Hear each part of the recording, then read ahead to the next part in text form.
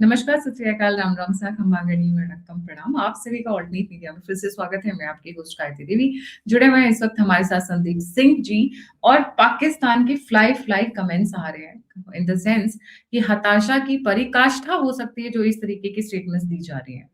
ये बेचारे इतने दुखी हैं, भीख मांग कर, गाली खाकर, कुचले जाकर। कभी सऊदी उधर से बोलता है कि हम तुम्हारी वाट लगाएंगे, इधर से ईरान कहता है आओ बच्चों हम तुम्हें सबक सिखाते हैं। सो a lot of things have been happening. Sandeep भाई, very warm welcome on the show. ये जो कमिश्नर साहब हैं, इनका जो स्टेटमेंट आया है, ये बहुत मजेदार स्टेटमेंट है। मुझे हंसी आ रही है इनकी स्टेटमेंट्स पे, और दुख हो रहा है इनकी भाव भंगिमा पे, आई वुड से, जो इस तरीके की स्टेटमेंट्स देने के लिए मजबूर हुए हैं। ओवर टू यू जी। अ, नमस्ते गायत्री जी। ये अब्दुल बासित है, जो पहले भारत में पाकिस्तान का एम्बेसडर था, और ये सोनिया काल में एम्बेसडर था, जब नहीं वो अमन की तमाशा वाला कैंपेन चल रहा था 26/11 के बाद। और फिर इसका एक वक्तव्य आया था, मैं उस पुराने इतिहास, अभी इसने यह कहा है कि अगर इस युद्ध में गलती से अमेरिका ने हम पर अटैक किया, इसका इसका बेसिस ये है कि तुलसी गाबार्ड जी ने कहा कि एक और न्यूक्लियर स्टेट है, इस्लामिक, जो रोग है और जिसका हमको इलाज करना पड़ेगा, दैट इज पाकिस्तान। ये तुलसी गाबार्ड जी ने बोला। उसके बाद इसका ये कमेंट आता है कि अगर अमेरिका ने गलती से हम पर अटैक किया तो हम भारत पे न्यूक्लियर मार देंगे, क्योंकि हमारे पास और कोई चारा नहीं, हम अमेरिका को तो बर्बाद करनी। इनके मुंह से सुन लेते हैं जी। पहले इनकी सुन लेते हैं, इन्होंने कहा क्या है। हाँ, इन्हीं को सुन लेते हैं कि पहले। पाकिस्तान देखिए, अगर push comes to shove, let's say Iran सूरत हाल खराब हो जाती है, इसराइल आके हमारे पास हमारे सामने बैठ जाता है, कल को कोई ऐसी सूरत हाल डेवलप हो जाती है जहां अमेरिका भी हमारे न्यूक्लियर प्रोग्राम को ऐसी बुरी नजर से देखता है या हमारी न्यूक्लियर कैपेबिलिटी को तबाह करने की कोशिश, जो कि इम्पॉसिबल है। बट मैं ऐसे वर्स्ट केस सिनेरियो की बात कर रहा हूँ, जो कि नामुमकिनात में से है मेरे ख्याल में, क्योंकि पाकिस्तान के अल्हम्दुलिल्लाह इतनी कैपेबिलिटी है कि अपना डिफेंस कर सके। लेकिन अगर लेट्स से कोई ऐसी सूरत हाल बन जाती है जो कि नामुमकिनात में से, बट स्टिल एक सिनेरियो हम डेवलप करते हैं कि अगर अमेरिका ने पाकिस्तान पे कोई हमला कर दिया, हमारी तो अगर हमारे न्यूक्लियर रेंज में नहीं भी अमेरिका, लेट्स से अगर हम खलीजी ममालिक में जो है उनके अड्डों तक भी नहीं पहुंच सकते, या हम इसराइल पे भी हमला नहीं कर सकते, हमारे लिए क्या वाइज रास्ता होगा आपके ख्याल में? इंडिया हमने तो देखिए और कुछ नहीं करना। हमने तो अगर हमारी रेंज वहां ना भी हुई और अगर हम पे कुछ किसी ने बुरी नजर से देखा, तो हमने तो बगैर सोचे समझे भारत पे, मुंबई पे अटैक कर देना है, न्यू दिल्ली पे कर देना है, हमने तो छोड़ना नहीं है। सही, हाँ, देखी जाएगी बाद में, जो छोड़ना चाहिए भी नहीं। अगर हमारे पास और कोई रास्ता नहीं होगा, अगर अमेरिका हमारे कोई हमला करता है, जो कि नामुमकिनात में से, फिर वही कह रहा हूँ, लेकिन ये बात जान लेनी चाहिए तमाम दुनिया को कि अगर खुदा ना खासा पाकिस्तान पे किसी ने बुरी आंख से निकाल डाली, इस वक्त हमारी रेंज में अमेरिका भी नहीं और ना इसराइल है, लेकिन अगर कोई सूरत हाल ऐसी डेवलप होती है तो पाकिस्तान के पास और कोई ऑप्शन नहीं होगा कि वो भारत में जहां उसका दिल चाहता है हमला करेंगे, और फिर देखी जाएगी जो भी होता है। मतलब वो भी हम नहीं चाहते कि ऐसी बात हो। हम यकीनन भारत भी ऐसा नहीं चाहेगा जिस तरह से थोड़ा सा दुनिया को एहतियात करनी चाहिए कि भारत को भी पाकिस्तान को मैली आंख से नहीं देखना चाहिए। पाकिस्तान में अगर आप लोगों ने इस किस्म के काम किए तो फिर बस अल्लाह बेहतर जानता है कि पाकिस्तान क्या करेगा। आप म्यूट पर हैं। अल्लाह बेहतर जानता है कि पाकिस्तान क्या करेगा। जी, ओवर यू।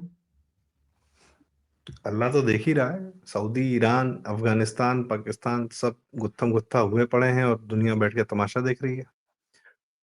इसकी बातों को हम हल्के में नहीं ले सकते। ये आदमी भारत में पाकिस्तान की तरफ से एम्बेसडर था, और दुनिया में 2 ही एम्बेसडर पाकिस्तान के सबसे ज्यादा महत्वपूर्ण होते हैं। एक जो अमेरिका जाता है दलाली करने, लॉबिंग करने, और एक जो भारत आता है, भारत के अंदर के पाकिस्तानियों के माध्यम से भारत को बर्बाद करने। और ये उस समय में था, अब्दुल बासित, जब सोनिया गांधी का कार्यकाल चल रहा था। एक इसका बहुत फेमस डायलॉग है, इसने जो है कहा कि हमने बहुत दिनों तक ये देखा कि एंटी पाकिस्तान माहौल बन रहा है भारत में, तो हमने यहाँ के पत्रकारों को जो है कहा कि आप कृपया जो है प्रो पाकिस्तान लेख लिखें, और हमने बहुत लोगों से बात की, और उसने एक नाम लिया जिसने कहा शोभा डे को हमने पैसे दिए।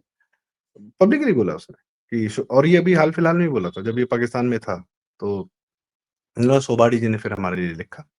उधर से शोभा डी का वो आ गया। ये जो लुटियंस मीडिया एलिट सर्कल था ना, वही सोनिया गांधी काल वाला, उसमें कितने लोग आज भी प्रो पाकिस्तान हैं, क्योंकि ये आदमी हैंडल करता था, यानी फंड करता था। इस आदमी को सिर्फ एक आदमी ने कन्फ्रंट किया था, and that was Arnab Goswami, and he was in times now. Arnab Goswami को आईएसआई वाले आके उठाने लगे कि हटो हटो, अब कोई बात नहीं होगी, अब कोई ये नहीं होगा, वो नहीं होगा, अब आप बात नहीं कर सकते। एंड वो इंटरव्यू हो रहा था पाकिस्तानी एम्बेसी के अंदर।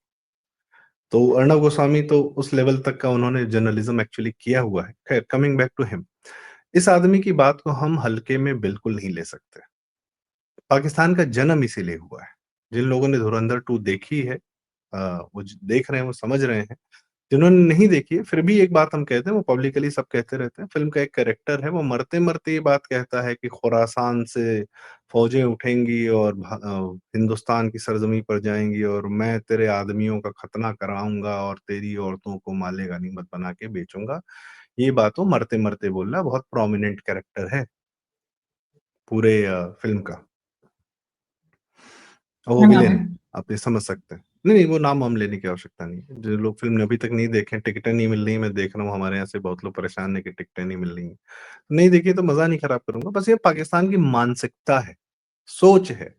उसके अलावा एक अभी वीडियो आया है, कोई लोग कनाडा या अमेरिका में पाकिस्तानी मूल के वो लोग पिक्चर देख के निकले धुरंधर 2 तो कह रहे थे धुरंधर 1 तो बढ़िया थी यार, वो तो दिखाया पाकिस्तान में ये अच्छा दिखा। धुरंधर 2 तो थर्ड क्लास है, ये है, वो है। उसमें से एक आदमी कहता है कि मेजर इकबाल ने कहा था ना, हम वापस उठेंगे, वापस आएँगे। तो बस वही याद रखना है, वो मेजर इकबाल जिंदाबाद करते हुए वो हॉल से बाहर निकल रहे हैं, ये वीडियो भी चल रहा है। ये मानसिकता है, पाकिस्तान का जन्म हिंदुओं को मारने के लिए ही हुआ था। जिन लोगों को भारत में इस समय ईरान से बहुत मोहब्बत जाग रही है ना कि अरे अमेरिका ने हमला कर दिया, इज़राइल ने हमला कर दिया। जब इज़राइल नहीं बना था तो ये ईरान जो है अपने यहाँ से नादिर शाह भेजता था, यही भारत की भूमि को खत्म करने के लिए, मारने के लिए। वहाँ से सेनाएँ आती थी ईरान से। ईरान से हमारा क्या लड़ाई झगड़ा था?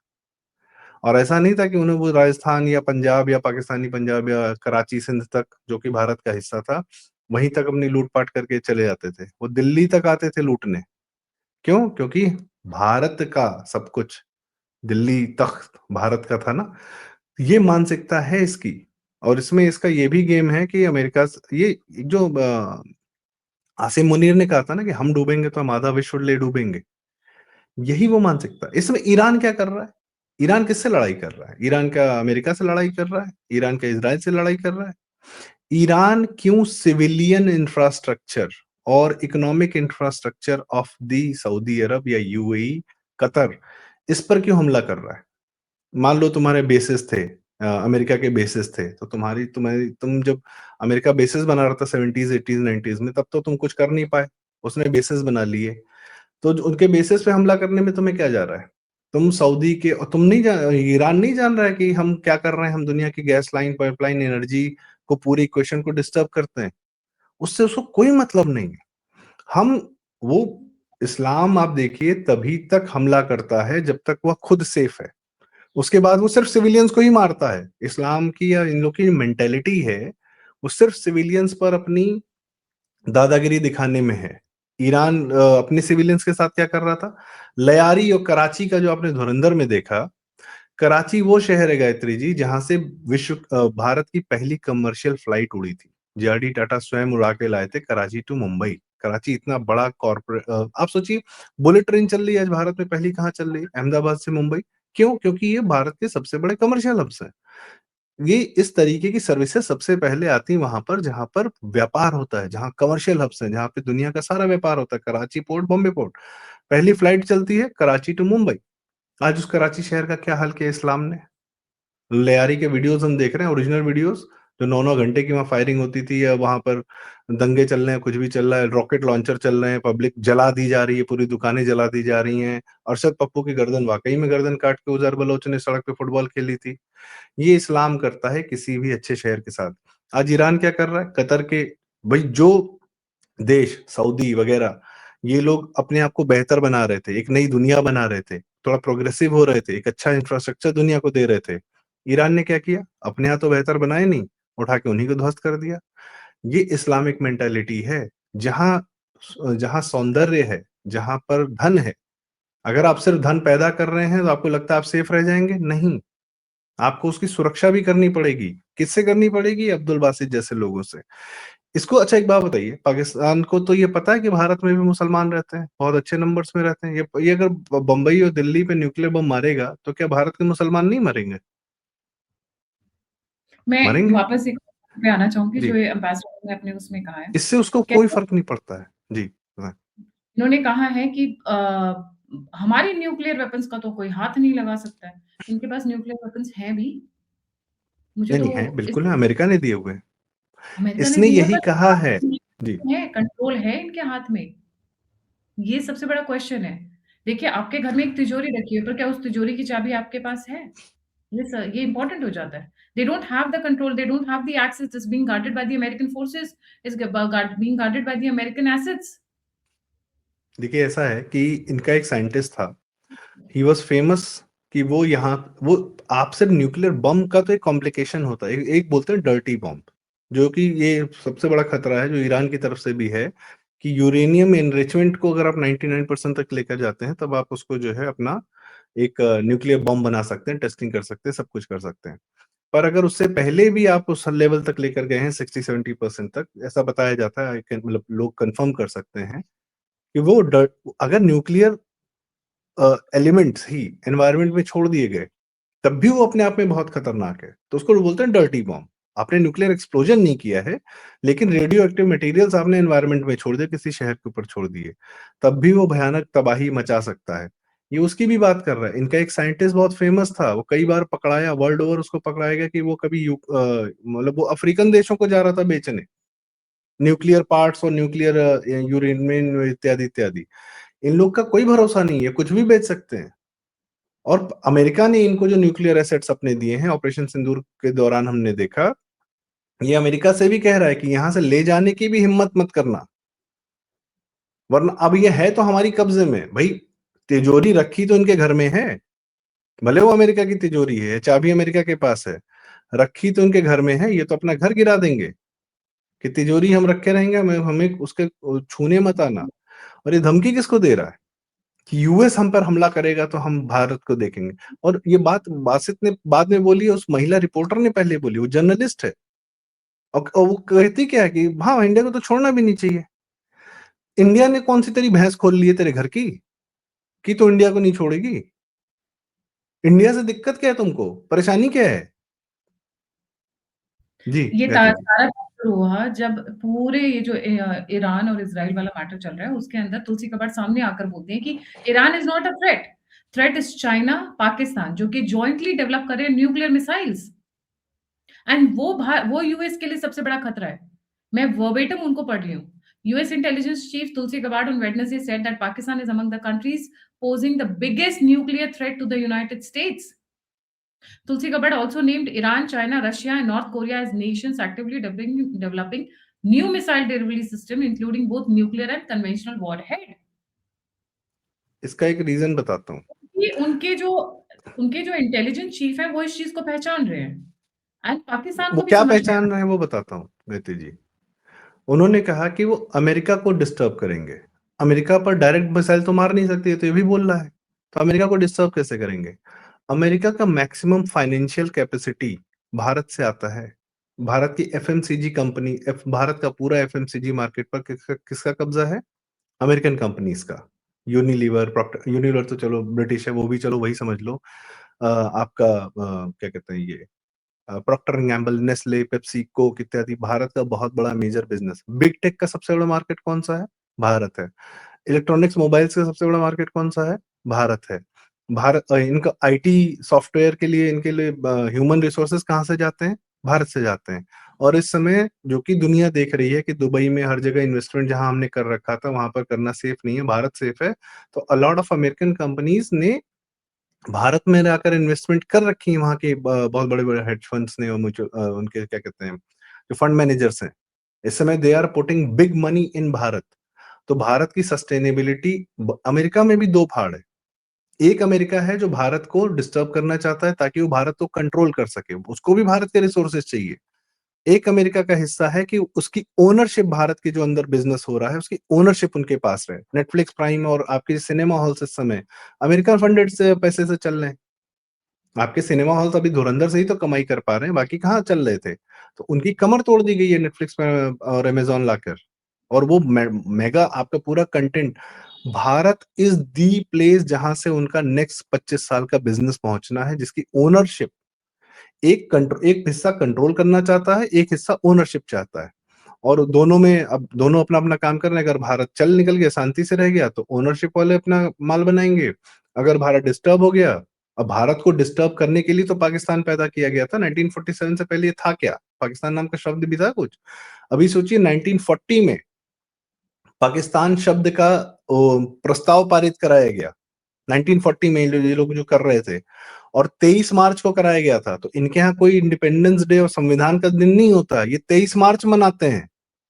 जब पहली बार 1940 में पाकिस्तान शब्द का प्रस्ताव पारित कराया गया कांग्रेस में या जो मुस्लिम लीग में जहां भी इन्होंने कराया हो, और इस बार ये 23 मार्च नहीं सेलिब्रेट कर रहे हैं। इनकी इतनी हालत खराब है। तो ये एक पैरासाइटिक कौम है, और ये मरने से पहले ये धमकी भी ये दे रही है अमेरिका को कि तुम्हारे जो इंडिया में इकोनॉमिक इंटरेस्ट है उनको हम डिस्टर्ब कर देंगे। मतलब मरते डोंट मर जाएंगे, अटैक कोई और करेगा पर हम बदला किसी और से लेंगे। वाह, बदला नहीं ले रहे हैं ये इनका चरित्र है। दुर्योधन ने महाभारत में कहा था कि मैं धर्म अधर्म सब जानता हूं, पर मेरा चरित्र ये है, मुझे यही करना है। तो ये इनका चरित्र, इनकी प्रकृति, ये प्रवृत्ति है। आपने धुरंधर में एक और डायलॉग सुना होगा, स्पॉइलर नहीं दे रहा हूं, हमजा बोलता है कि मैं इन भेड़ियों की खाल भेड़िया की खाल ओढ़कर इन भेड़ियों के बीच में रहूंगा। तो भेड़िया शब्द क्यों इस्तेमाल किया गया? क्योंकि सोशल मीडिया पर राष्ट्रवादी लोग और जो इस्लाम के चरित्र को जानते हैं वो जानते हैं कि यह चरित्र भेड़ियों से आता है।